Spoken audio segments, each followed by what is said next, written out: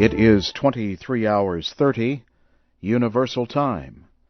I'm Jim Tedder in Washington. Israeli troops and Hezbollah fighters have clashed in the Lebanese towns of Bint Jbeil and Maroun al-Ras. The Israeli army reported that 8 of its soldiers were killed in a Hezbollah attack near Bint Jbeil. The army said 22 other soldiers were wounded there. Israeli forces have been attempting for days to seize the town. Israeli Major General Udi Adam said he expects Israel's Lebanon offensive to last several more weeks.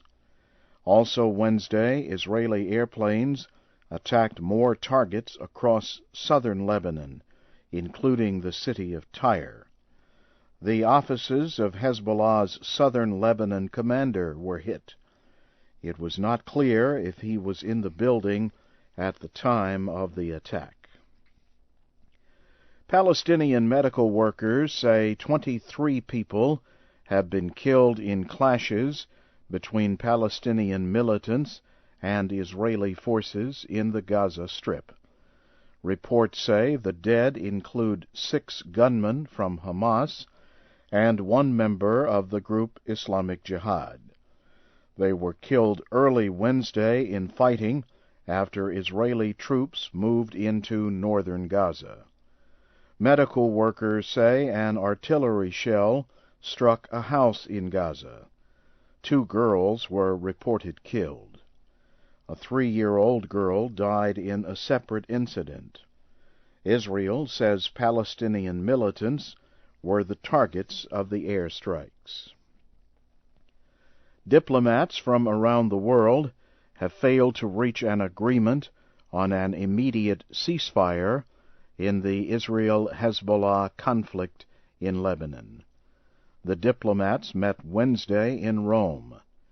Delegates at the meeting agreed on the need to work toward a ceasefire.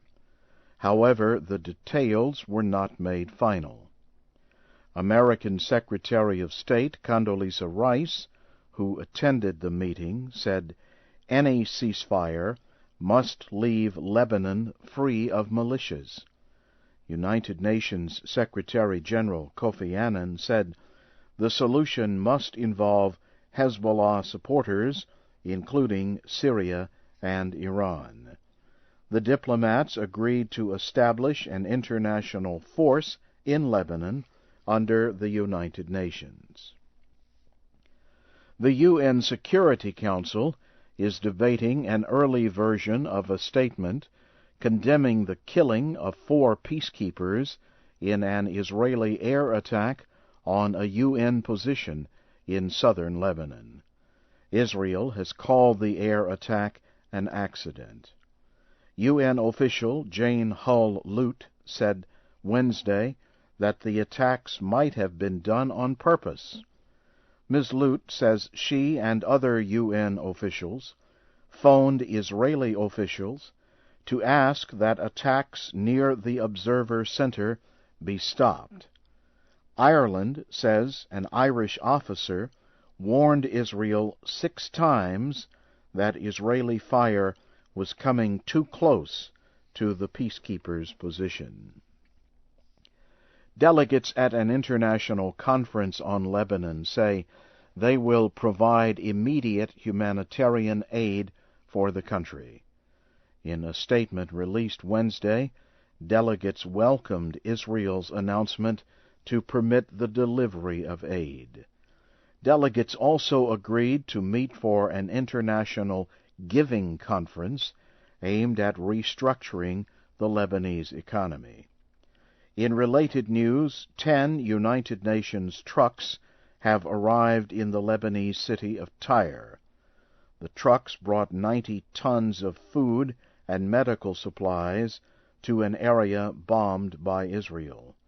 The food supplies will be able to feed 22,000 people for a week. In Iraq, former President Saddam Hussein was forced into a courtroom Wednesday for his trial on charges of crimes against humanity. The former leader told the court that he should be shot to death, not hanged, if he is found guilty.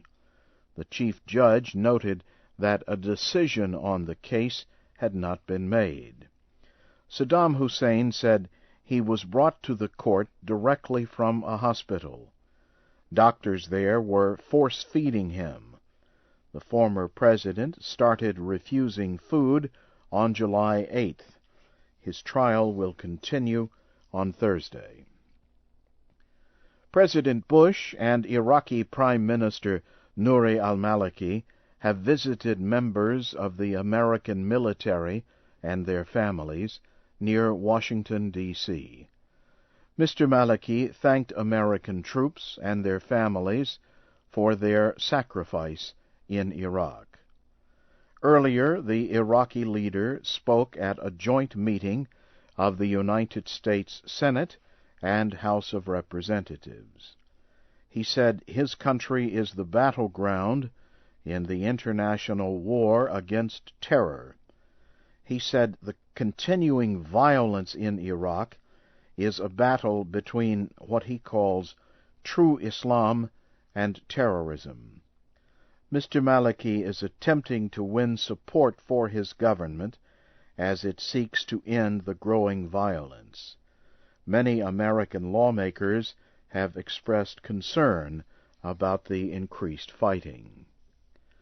The United States Senate has voted to extend restrictions against Burma because of the military government's poor human rights record and failure to bring about democratic reforms. Senators approved a 3-year extension of the Burmese Freedom and Democracy Act Wednesday. The House of Representatives has also approved a similar bill. President Bush is expected to sign the legislation into law.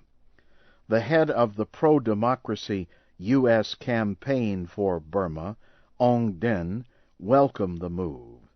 He called on the United Nations Security Council to take more action in dealing with Burma. The Somali government says an airplane that has landed in Mogadishu was carrying weapons for Islamist militants. Reporters say they saw the plane land at the city's Islamist-controlled airport. Officials ordered them to leave the area.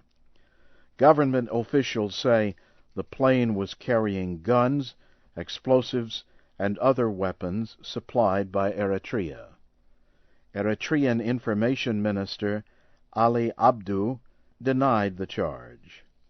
The United States has urged other countries near Somalia to avoid taking any action that could prevent a peaceful resolution to the conflict there. Liberian President Ellen Johnson Sirleaf has escaped unharmed from a fire at the president's official home in Monrovia. A VOA reporter says Ms. Sirleaf had just entered the building with the presidents of Ghana, Ivory Coast, and Sierra Leone when the fire was discovered. None of the visiting leaders was harmed. Firefighters say the fire burned the 4th floor of the building. Liberian officials have not said what they think caused the fire. And now, briefly, here again is the major news of the hour. The Israeli army reports that 8 of its soldiers were killed in a Hezbollah attack near Bent Jbeil. Palestinian medical workers say 23 people have been killed in clashes between Palestinian militants and Israeli forces in the Gaza Strip. And the United Nations Security Council is debating a statement condemning the killing of 4 peacekeepers in an Israeli air attack. And that's the news in VOA Special English. From Washington, Jim Tedder reporting.